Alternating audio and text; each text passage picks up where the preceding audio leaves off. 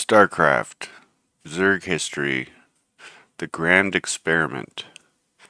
Driven to perfect their science of protogenetic evolution, the ancient enigmatic race known as the Xel'Naga traveled to the distant fringe world of Ire.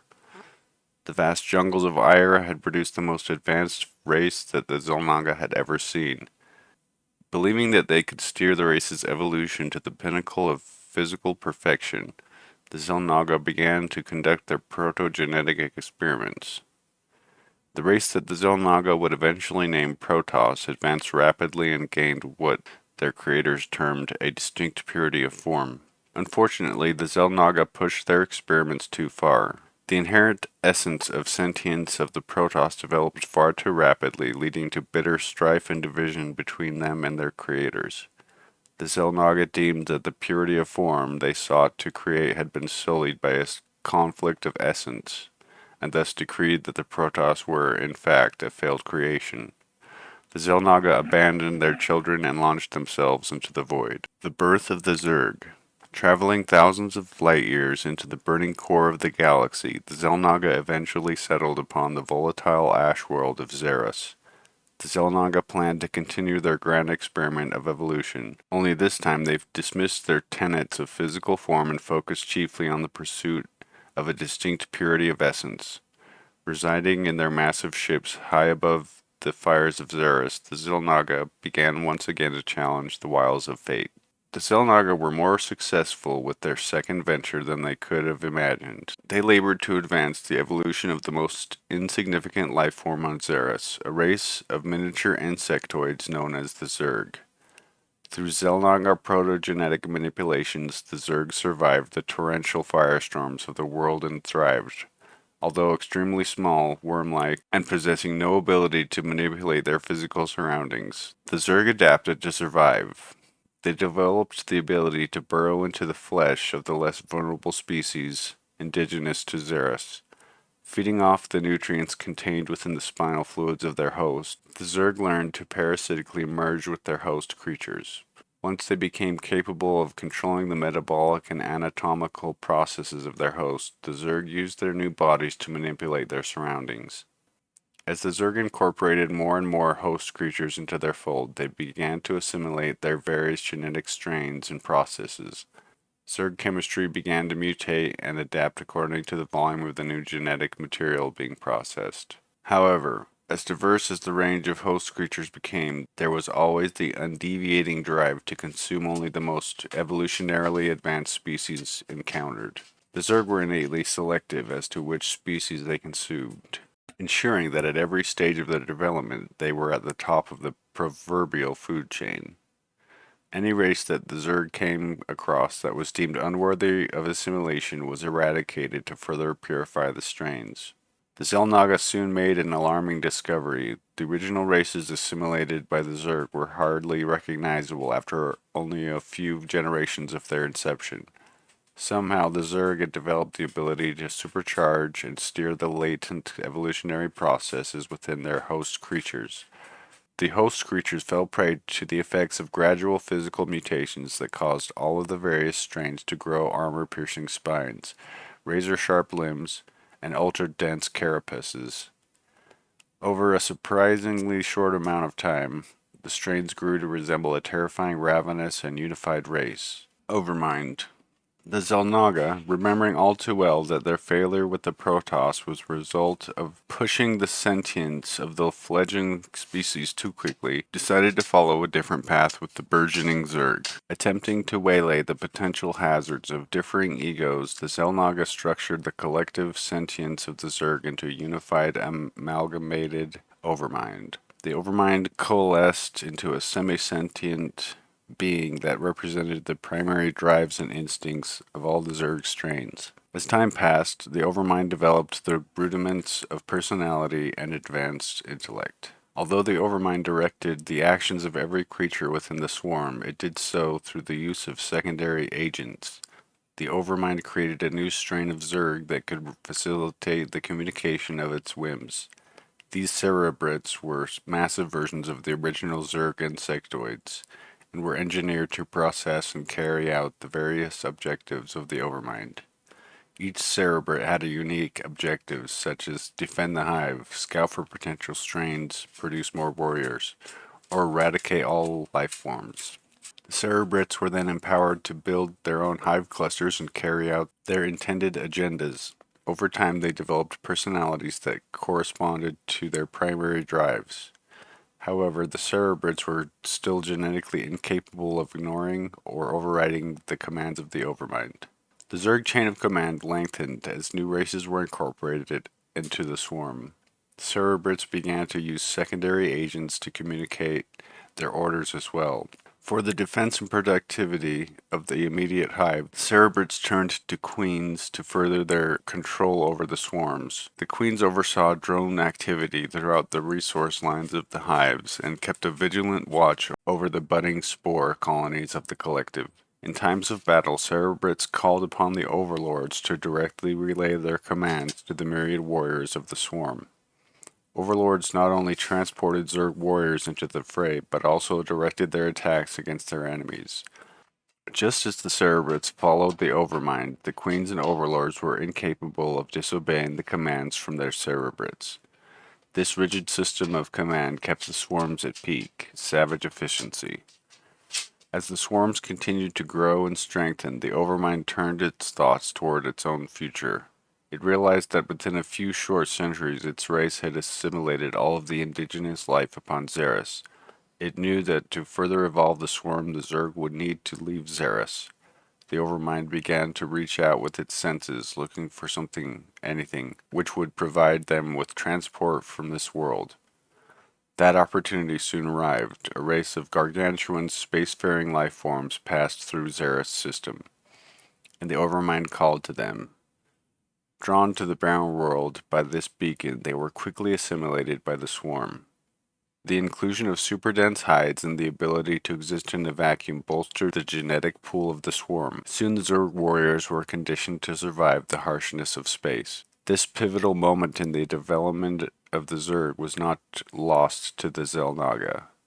The Zerg, despite having an extreme physical handicap, had succeeded in not only surviving, but in retaining the purity of their terrible overriding essence. The Xel'Naga knew that they had achieved their goal. The fall of the Xel'Naga. The pride in their achievements proved to be the fatal downfall of the Xel'Naga. The Overmind, while slowly expanding itself into the void of space, became aware of the mighty Xel'Naga world ships hovering ominously above the skies of Xeris. The Xel'Naga, having kept a constant watch over the Overmind, were horrified to find that it had actually severed their psychic link, effectively hiding itself from their view. With its need to consume driving its minions into a lustful frenzy, the Overmind launched the now spacefaring Zerg swarms at the unsuspecting Xel'Naga. The ancient race did what they could to stem the tide of the ever-advancing Zerg onslaught, but in the end their efforts were in vain. Wave after wave of Zerg swarms hammered the reinforced hulls of the Xel'Naga's ships with no signs of abatement. Within only a few hours, the Zerg overran the defenses of their creators and laid waste to the Xel'Naga fleet. As the greater whole of the Xel'Naga race was consumed by the raging genetic whirlwind of the Zerg, the Overmind gained the knowledge and insights of its masters. The Overmind processed thousands of sentient beings into itself, causing it to grow far more powerful than it had ever imagined. It learned the secrets of the sacred Khadarian crystals, and began to incorporate the energies of these crystals into its own. Through the intimate knowledge of evolution and protogenetic physiology gained from the Xel'Naga, the Overmind was able to increase the level of sentience in many of the higher Zerg strains while still keeping them fully under its control. Through dissecting the memories of the Xel'Naga, the Overmind was made aware of the myriad races that had at one time or another been influenced by the ancient race. The Xel'Naga had kept a detailed genetic history of each race, giving the Overmind a clear understanding of their respective strengths and weaknesses. Most importantly, the Overmind learned of an exceedingly powerful race that lived near the galaxy's fringe, known only as the Protoss. The Overmind knew then that the Protoss and the Zerg would eventually be caught in an inevitable apocalyptic conflict. The Determinant. The Zerg left the lifeless, burning world of Xeris and laid waste to every planet they found along their path towards the Protoss homeworld. As they progressed slowly through the trackless dark between the stars, the Zerg assimilated only the strongest of the races that they came across. The swarm continued to build steadily, ever increasing in size and power. As they progressed, the Overmind sent out numerous deep space probes that scouted ahead of the swarm, searching for new worlds to plunder. Despite innumerable victories, the Overmind was greatly disturbed. The Overmind was aware that the Protoss had become a highly psionic race, able to bend and warp the very fabric of reality to their whims. It sought a way to counter the awesome might of the Protoss, but found no answers among the genetic strains it devoured. On the verge of despair, the Overmind made an amazing discovery. One of its deep space probes had relayed the location and vital statistics of a race that occupied a series of nondescript worlds right under the shadow of the Protoss. The new race, called humanity, was mere generations away from developing into a formidable psionic power. But the Overmind also knew that humanity was still in its infant stages, hardly capable of defending itself against the ravenous Zerg. Although a short-lived and seemingly frail species, the Overmind knew that humanity would be the final determinant in its victory over the Protoss. If it could assimilate the psionic potential of humanity, the Overmind would have the ability to combat the Protoss on its own terms. Thus, the Zerg swarm slowly made their way towards the burgeoning worlds of humanity. The journey lasted for 60 years, but eventually the massive extended Zerg swarm reached the outskirts of the Terran sector of Koprulu. Sending in a scouting brood, the Overmind soon discovered that the humans dwelt on over a dozen different worlds within the sector. Seeding the atmosphere of the planet, called Chowsara, with rudimentary hive spores, the Overmind began to unfold its master plan to enslave humanity. The hive spores gradually drifted down to the surface of Chowsara and saturated the ground with their denuding alien toxins. Although the human colonists had no idea that the Zerg had subtly infested the topsoil of their world, Zerg minions began to descend to the planet's surface and construct their bizarre structures and hive clusters. Once the infestation of the colony was well underway, the Overmind sent its voracious children to the other nearby worlds. Insidious and elusive in their task, the agents of the Overmind soon infested the colonial worlds of Chowsara, Marsara, Brontis, and Dylar IV, unnoticed by the denizens of those colonies. Yet, from out of the cold void of space, a mighty fleet of Protoss warships emerged to combat the Zerg invasionary forces. The Overmind, anxious to learn what it could about the enigmatic Protoss, decided to let them hamper the initial infestation process. Holding its ravenous warriors at bay, the Overmind watched as the Protoss razed the colony of Chowsara. Apparently, the Protoss were aware that the hive spores had already despoiled the planet, and seeking to prevent further infestation, incinerated the planet. Such decisive action pleased the Overmind, who could only marvel at how the Protoss wrought absolute devastation with such grace and power, knowing that the coming conflict would be the greatest challenge of its existence. The Overmind pulled his forces back to observe how the Protoss and humanity would react next. Zerg Species Overview. The Zerg are composed of several different types of creatures that have been integrated into the swarm by the Overmind. These creatures, or breeds, have been selectively evolved to become efficient killers and to assist the Zerg in their quest for ultimate power. The Zerg do not utilize technology in the common sense, but their natural weaponry and armor is comparable to the most advanced gadgetry employed by other races. These biological evolutions, combined with an unmatched savagery and their blind devotion to the Overmind, make the Zerg an extremely formidable and deadly foe. Zerg Lifestyle. Zerg Life Cycle. The Zerg do not train or manufacture their military like other species. Instead, a central hatchery produces larvae, which in form metamorph into the various Zerg breeds. The system of creation is both an advance and a drawback, as all Zerg production is necessarily centralized. Great care must be taken to guard the hatchery, and it's advisable to quickly create new hatcheries for increased larva production. The creep. The Zerg structures are effectively giant organs, making a Zerg colony a living creature. To provide the required nourishment and infrastructure, the Zerg produce a living carpet of biomatter that invading forces have dubbed the creep. Creep, produced by both hatcheries and the aptly named creep colonies, will spread rather quickly across any fertile ground. The hatchery is the only structure that can be built without the benefit of existing creep, since it has been genetically designed to automatically produce enough to fuel its own growth. The creep itself is extremely durable and capable of near instantaneous regeneration, only retreating from infested ground when a hatchery or colony is destroyed.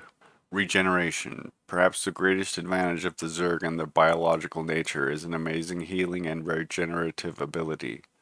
A Zerg colony will remain viable unless every creature and structure is completely destroyed, as even a Zerg on the verge of death will eventually return to full health. Control.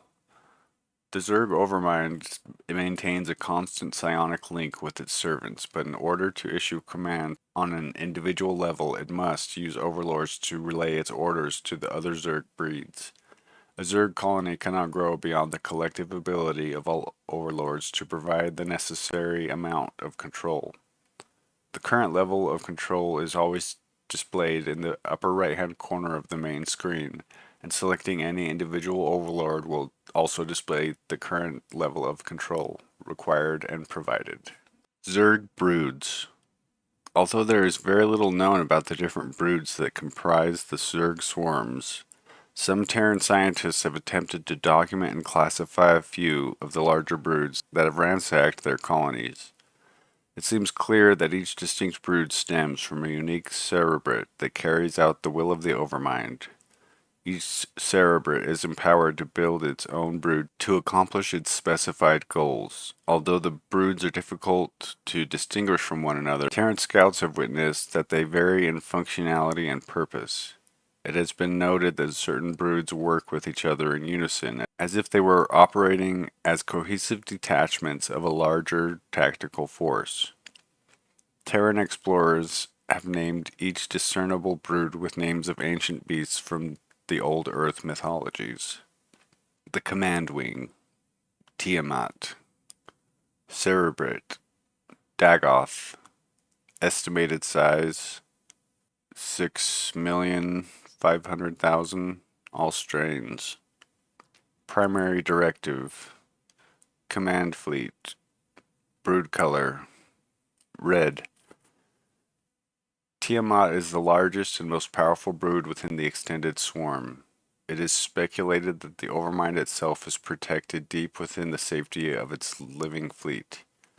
The most advanced overlords and queens define the rigid infrastructure of Tiamat and help to drive the lesser broods to total domination over their enemies. Tiamat excels at tactical space combat and only dispatches its ravenous surface attackers under the most dire of circumstances. Fenris, Cerebrate, Nargil, estimated size 5,500, various strains. Primary directive, Hunter Swarm, brood color, green. The Fenris brood is known for its superior tracking abilities and is often called upon to hunt down escaped breeders and wayward enemies of this swarm across wild terrain or through the endless void of space. Although the numbers of this brood are few, it carries out its pursuit with merciless precision and cunning. Their primary role, however, is to find new races and genetic strains that will benefit the swarm through absorption. Once an acceptable race is found, the Fenris brood will hound it until it has been either assimilated by the Overmind or eradicated completely. Balrog, Cerebrate, Gorn, estimated size 6,000. Primary directive, Terror Squad. Brood color, white. The Balrog brood consists of the most fearsome of all Zerg warriors, ravenous and bloodthirsty to the extreme. The Balrog brood is often called upon to sow terror and confusion amongst enemy ranks. resorting to atrocious acts of cannibalism and indiscriminate slaughter. Balrog typically causes enemy warriors to flee for their lives or turn upon their own kind in order to find some desperate means of escape from the horrendous Zerg onslaught. Primary Strike Force: Garm, Cerebrit, Zaz. Estimated size 10,000, various strains. Primary Directive: Primary Assault Force, Brood Color, Orange. Named after the fierce hellhound of Norse myth, Garm strikes with alarming speed and ferocity. The minions of this brood excel at hit and run raids that weaken their enemies' defensive formations. Zaz, the cunning cerebrit of this brood, delights in preemptive attacks, relying chiefly upon surprise to throw enemy forces into total chaos. Jormungand, Cerebrit, Iraq. Estimate size 3 million. All strains. Primary Directive: Primary Support Force. Brood Color: Purple. The Jormungand brood is one of the most heavy-handed of the Zerg attack forces, typically called upon to follow Garm's preemptive strikes. Jormungand brood pacifies other resistances to the swarm. Jormungand relies on strength of numbers and brute force to overcome any foe and excels at ground-based combat and direct unit-to-unit warfare. Surtur, Cerebrit, Kag. Estimate size 2,600,000. Primary Directive: Heavy Support Force.